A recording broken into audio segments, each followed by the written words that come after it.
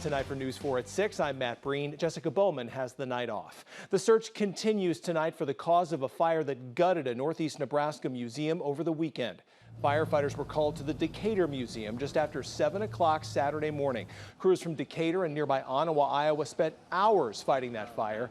Unfortunately, the building is considered a total loss. And the future of that museum is uncertain tonight following that fire. Museum officials are considering their next steps. KTIV's Clayton Anderson talked to the museum's president today and has an update. There's hardly anything that was salvageable, and if it was charred and smoke damaged. Museum officials had worked hard to turn the old brick building, which once served as the city's apartments, into a museum back in 2006. The building was built by A.B. Fuller in 1875, as Fuller had his own brickyard at the time.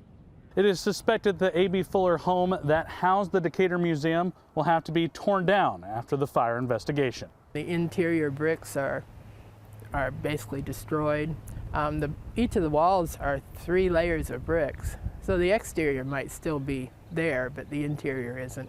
The museum's 9-member board will now see if there is an option to have a new museum in another building, but that task would take a lot of fundraising and planning. It depends on our members. Our board members are all in their 70s, so do we want to take on that responsibility or do we want to pass it on? I'm not sure yet.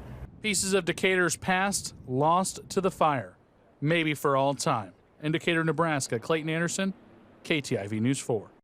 The museum's president said museum volunteers wanted to thank the Decatur Volunteer Fire Department and all of the other fire departments that helped to fight that fire on Saturday.